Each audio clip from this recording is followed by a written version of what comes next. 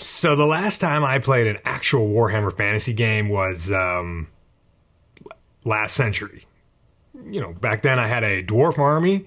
I think I had part of a wood elf army, and I for sure had a goblin and orc army. I had another one. Oh, yeah. I had an empire army, which was probably, I think that was my first army. Now, I never had any chaos armies. So today, I'm literally painting my first Nurgle miniature ever. And I'll tell you what, he was fun. Gross, but fun.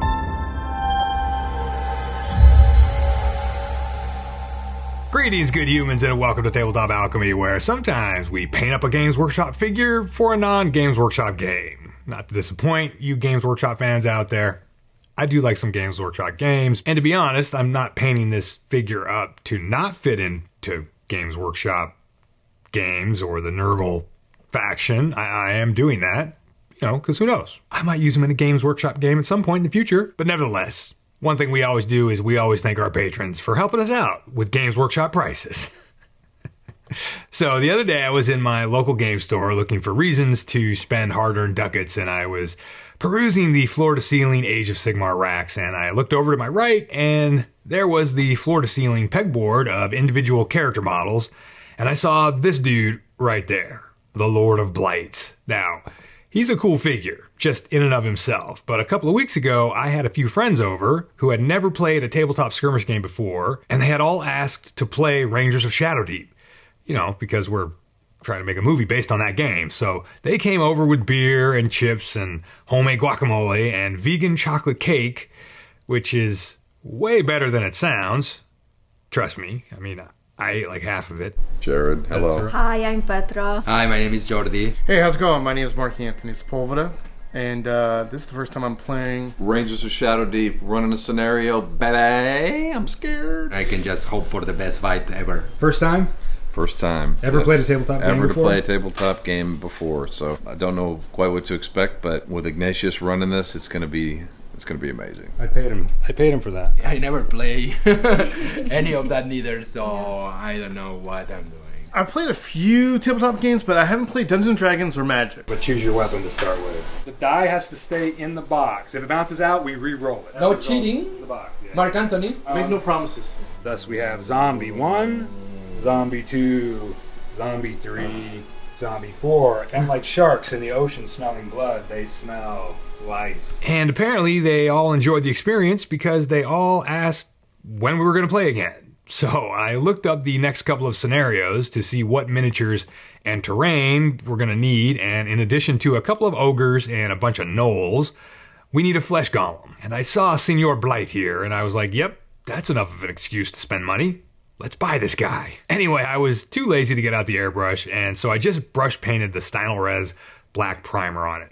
It's pre-thinned, you know, sort of, for airbrushing. You still have to thin it some for spraying, but it goes on almost like a nice contrast paint with the brush, and worked totally fine for me. Now, typically I start a model without having any idea on what colors I'm going to use, because, you know, I'm a real artist. But, you know, in this case, with Mr. Blight here, I actually did have a notion of what I wanted to try to make the skin look like. I had an idea for some grody skin color, so I started with a city government building green base coat. That's an official paint color. We've all seen it. And I intentionally decided to leave some of the black showing in some of the deepest recesses.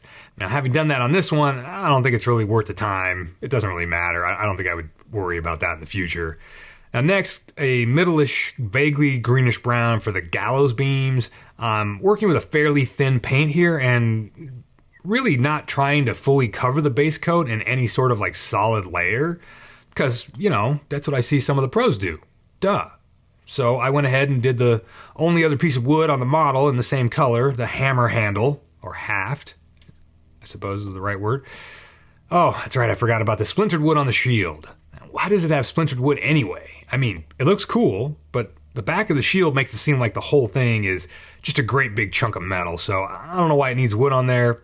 Other than aesthetics, which, you know, is fine by me. I'm all for aesthetics. I used my size 1 Da Vinci brush to actually try to be accurate with painting these little shards of wood while leaving the black primer in between. It was kind of fun because I was actually sort of doing the thing with that fine pointed sable brush. You know, like the pros, man. Come on. We all know if you use the same expensive gear as a pro, you'll get pro results. Years of practice, smears of practice. We don't need those. We're all about the shortcuts, man. Just give me the gear and I'll be good.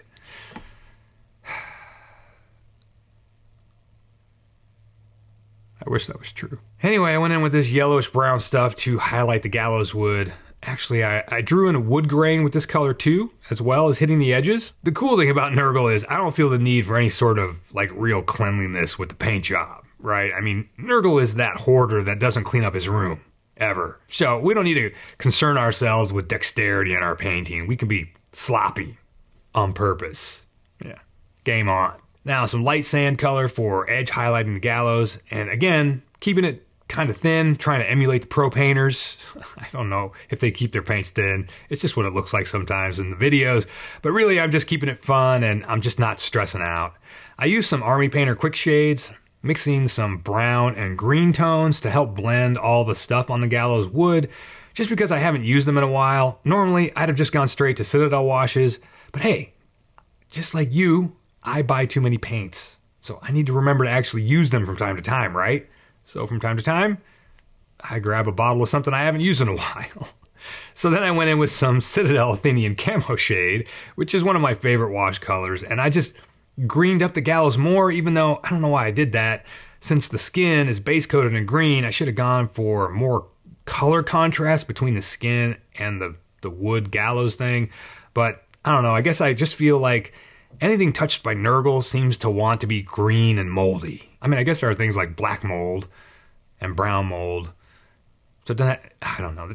We all know there's something about weird, ugly green colors in Nurgle. Come on. Now, I didn't show my highlighting on the shards of wood on the shield, but I'm kind of proud of how those came out, to be honest. Then I just put some of that Athenian Camo Shade on top of them too, on the top portions, and I threw some Agrax Earth Shade on the bottom half, and I just wet blended those two washes together, so we got some darkness toward the bottom of the shield. Now, this walking advertisement for McDonald's has one leather strap going across his chest, and so I painted that in a medium brown, figuring I'd go for a regular leather color here, but this idea was erroneously based on the green base coat I had applied, and since that's going to change in a minute, it was erroneous. But spoiler, I'll fix it at the end. I put some kind of express color on that leather strap, something obviously reddish brown, and it had some issues. I think one of the skin tone express colors might be a bad bottle that I have, but we'll talk about that more in the next figure painting video, because that's right, I've been a painting. Now, time to start with my skin idea. Regular skin tone over the green base. The 3 Citadel skin colors are my favorite skin colored paints to use, so I keep them around. I put this first layer of skin tone down with pretty thin paint, hoping for some kind of rough blend up into the highlights. I know it's weird and it looks generally like garbage, but that's actually the intended effect for this dude. Nurgle likes garbage, especially in his bedroom. Wait, that sounded weird, so sidebar for a bit of an explanation. When I was a kid, maybe around, I don't know, 10, 11, 12, somewhere in there, a couple moved into the house directly across the street from our house, and then after a couple of months went by, I guess they got evicted. Now, I don't think I had a concept of renting a house back then, but whatever happened, I'm pretty sure they were forced to leave. And then I remember a group of like neighborhood dads like went into the house to clean it up or something, and I just remember a couple of those dads stumbled back out into the front yard and vomited. Now, apparently these people had kept all their garbage inside the house. Even the spaces under the beds were stuffed with bags of rancid garbage. Now, I only got a brief look into the place from the front door, and it was pretty weird to see. So I think at some point that has become the Nurgle house in my head. And now we can watch TV shows about Nurgle houses all day long if we want. Modern media. It's wonderful, isn't it? Anyway, back to this mini. I actually felt like I was gaining some confidence in this paint job as it progressed. It was like kind of working like I'd hoped it would, which is kind of surprising. So there's a shot of my finished second layer of skin color, and it's kind of where I wanted it. For the third layer, or highlight, or whatever you want to call it, I went in with a pale gray to get after some of this dead flesh idea. Like, this dude had some humanity at the beginning, but is obviously decaying from the inside out, and so gangrene is setting in under the skin, and the top layers of the skin are dying. Hey man, it's my paint scheme head lore. Leave me alone. So there's the gray highlight layer done, and yeah, this is actually what I was going for. Not the technical application level, that's just my own crappy talent level, but the overall look is what I was aiming for. Of course, with the idea that I'm going to go over the whole thing with some washes or express colors, right? Always. In fact, these to be precise. I put some rotten flesh green, some desert ochre, and 2 shades of purple, one more magenta than the other, on the palette, and just went to town. I used some copious amounts of medium in these as well, as my intention was not to destroy the actual skin colors I'd put down, just rather to tint them and wet blend the express colors on the model to create the, what should we call it? If I could bottle this end result, I'd call it bruised feelings. So the upper surfaces or highlight areas got hit with the rotten flesh green color, and the recesses got hit with the magenta and purple colors. And I just kept working the colors on the model, wet blending and adding or subtracting wherever I felt like, and aiming to get the purple colors in the recesses and the shadows and the green tint on the highlights. Was I successful? Who cares? Now, once I was done, I went back in with some red or purpley expressed color and hit the sores and open wounds and buboes. That's right, that's the real word for all these plague zits on our happy trash can clown here.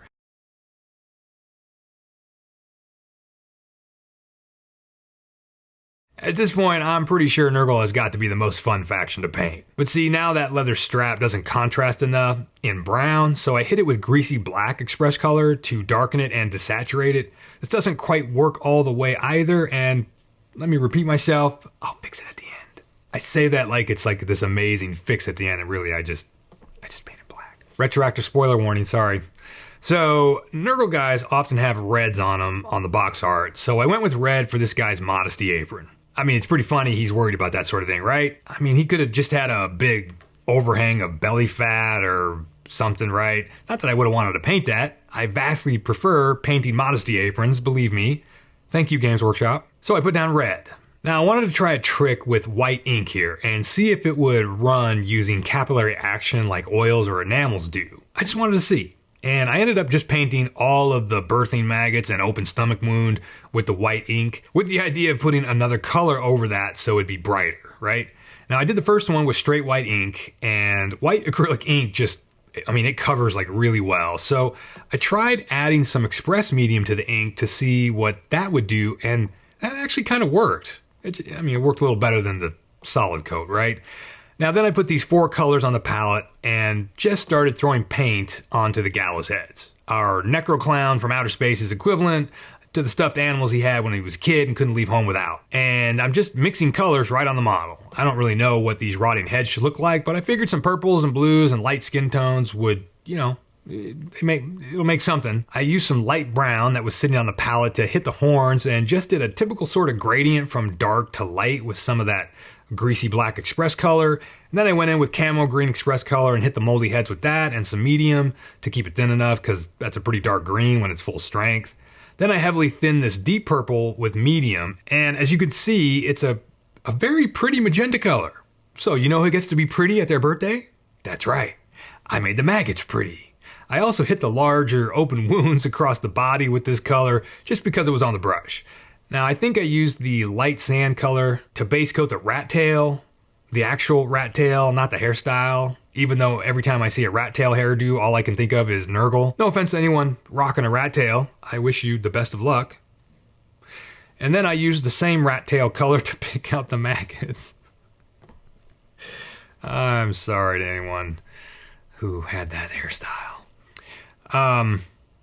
Yeah, I use the same rat tail color to pick out the maggots because the maggots are fun and nutritious. And this guy's a walking organic farm, man, come on. Maybe you're not supposed to eat maggots. You're supposed to eat grubs. Maggots are good for something, like they clean organic meat or organic materials by eating bad stuff. I actually don't know. There's something about that maggots are good for, I think. The only thing I do know is I'm the last person you want as your partner on Survivor. That's probably for sure. So there we go, a little more darkening of the gradient on the horns, and then I washed that true rat tail in that fun, pretty magenta color. Because rat tails can be pretty, despite everything you've ever seen about them. Oh yes, the ropes and just all the little extra details I always forget. I picked these out in a yellowish brown for some reason. I'm not really sure why. I probably should have just used a neutral gray. That might have been better, color contrast wise. But, you know, as we say, oh well. I used some of my new Army Painter Fanatic Metallic... Let me say that again because it was fun. I used some of my new Army Painter Fanatic Metallic Red Copper to base out the copper bits all over the model, because we know Nurgle loves copper for some reason. I wonder if that's explained in the lore. I suspect he digs it because it ages so aesthetically. These Metallic Fanatic colors are super hit and miss for me. I know a couple videos ago I said that they were awesome, and I hadn't tested them all out. So always take what I say with a couple pounds of rock salt. I think this copper is pretty great and the dark metal colors are great, but I recently tried out one called Weapon Bronze and also the Standard Gold, and I literally threw them right into the trash after a single use. More on that in the next mini painting video, trust me. But this copper is nice, even if it's maybe a little pale, it lays down nice, and that's what I want for my metallics. I don't want a bunch of clumpy nonsense, because clumpy nonsense goes in the trash. Or under your bed. I highlighted up the Modesty apron the whole time thinking, I don't think the red is working. So I painted over it in blue. Now, seeing it here back to back in the editor, or what I call digital hindsight, the red may actually have worked better than the blue, but I'm not repainting the repaint. So we're just gonna deal with it. At least the blue is more contrasty against the rest of the model with all the warm colors on the guy. I mean, that's why I changed it, but again, I admit that I have no idea what the right choice was from a color perspective. But a choice was made, and there's some kind of value in that alone, right? Just make the choice, make a choice, go, do something.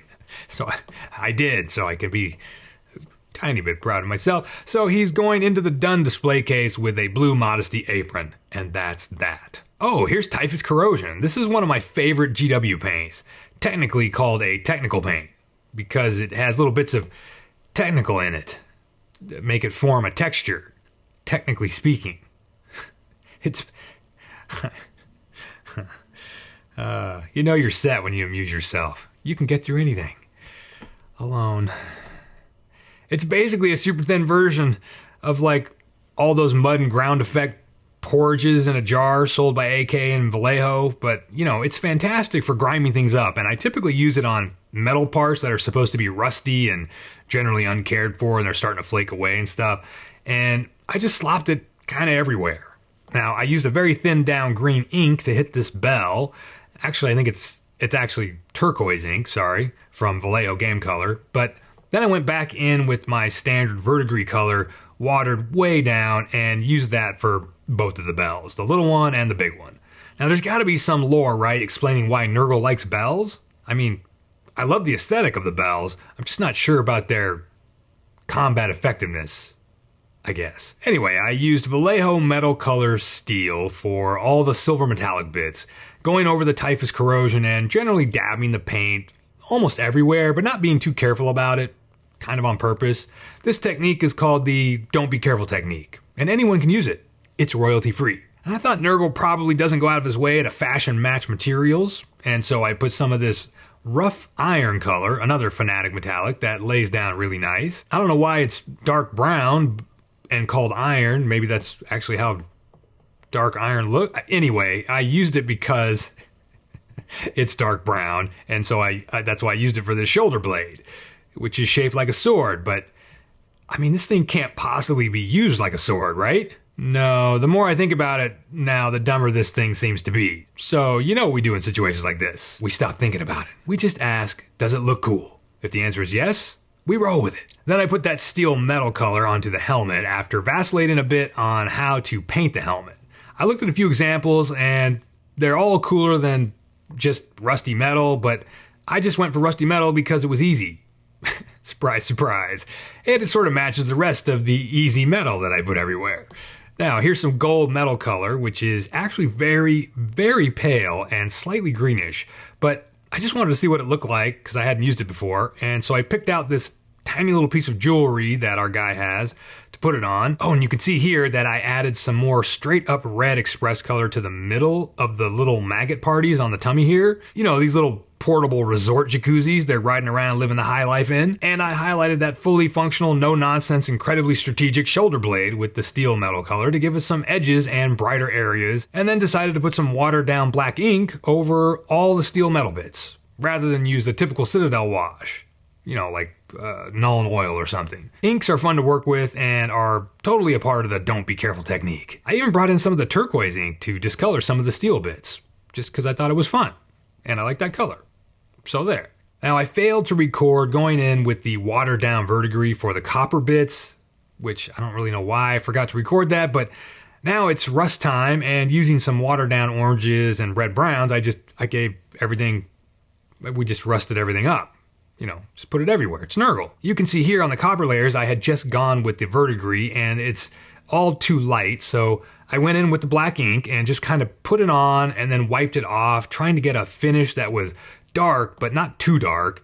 And then I highlighted up these bits of leather around his wrists and that chest strap, typically applying the standard too bright highlight with the intention of washing it down, which I did again with some black ink, which I think is that fix I talked about twice earlier. Now, the base I wanted to be pretty dark. It's probably too dark, but I just didn't want the base to compete with the figure. But for some reason, I was weirdly hit with the notion of putting down some goo. And I mean, look, when I took it out of the old paint box and I saw that it's literally called Nurgle's Rot, because I've literally never used this before, but I knew I had it. As soon as I saw that, I knew I had to put some on there. And it's bright. But for some reason, I don't care. I don't know if I like it or not, but I don't feel compelled to remove it or paint over it. So let's just keep adding it in little pools. Like, this dude's like stood here for too long and he's just leaking all over the ground or something. And then I was like, okay, one tuft. He gets a single tuft, because I feel like just the smell of this guy would be enough to cause plants to shrivel up and die. So I put down one tuft and it was too tall and vibrant looking, so I trimmed it way down with scissors, which, just in case you're wondering, are the exact magical instrument that can save anyone, and I mean anyone, from rat tails. Now, after trimming the tuft, I thought it was a little bright for the base, and so just dabbed some greasy black express paint on it, because greasy black express paint is good for all kinds of things. Here's the verdigris color I like, and I actually got a shot of applying just a tiny bit to the recesses around one of the copper decorations, which I really liked the effect of. It worked really well. And then I thought I was done. But I was telling Hoffman, who was on a hobby time conference call with me, kind of as per usual, that I wished the base had some mushrooms on it. And Hoffman just tells me to scratch build some out of sprue. And I was like, dude, I'm way too lazy for that. And he was like, that's ridiculous. I'm going to make one right now on my desk and it's going to take 10 minutes. And then he did. So then I had to too. Except my sprue is square, so whatever. I stretched some sprue to make some tiny little mushroom stalks, you know, using a tea light candle. You all probably know this trick. And then I wasn't sure how to make the mushroom caps. I tried flattening out a chunk of sprue that I thought I could just cut and sand into shape, but that was way too much work. And then I found a couple spots of like round extrusions on the sprue that I was using, which, by the way, is the sprue that this Nurgle guy came on. Just, you know, FYI. So I rounded off the end of the round extrusion with sandpaper and then cut a tiny slice off to use as the mushroom cap. And it kind of worked stupidly great. I mean, it's also stupidly tiny, but hey, we built a whole cat on this scale, remember? And we can make a couple of shrooms, a little plastic magic, and the stalk goes on. And look at that little guy. You can't even tell he's got a square stalk. You in the back, just don't. Now, to plant the shrooms on the base, I just put a bit of super glue on top of one of my hobby desk multi-tools, the ineffable condiment cup. And using tweezers, I just dipped the bottom of the stock in the CA glue and put it on the base. I did that 2 more times. And then, sensing the mushrooms were feeling a bit insecure, I dabbed on a miniature spoonful of baking soda and then dabbed on a microdose of super thin CA glue. And using some various mushroom-colored colors, I painted him up right quick and then called the Lord of Blights done. And there he is in all his halitosi, weepy, sore glory. Halitosis. Yeah. I think my favorite bits are the rusty spikes on the shield and the hammer color details. I like how, at least to me, it feels like you could get tetanus just from looking at him, which was definitely the intention, right? I think his modesty apron is too clean looking, but, you know, whatever. I also like the little drip of rust I got coming down from his eye hole. I just kind of realized that's the eye hole there. But yeah, overall, I'm actually kind of proud of this dude. Do I have a long way to go as a painter? Duh. Of course I do. But hey, it feels good sometimes to feel good about something you did. Just plug in the Don't Sweat It module and go to town and have fun. Oh, you can get the Don't Sweat It module off the same shelf as the Don't Be Careful technique. See ya.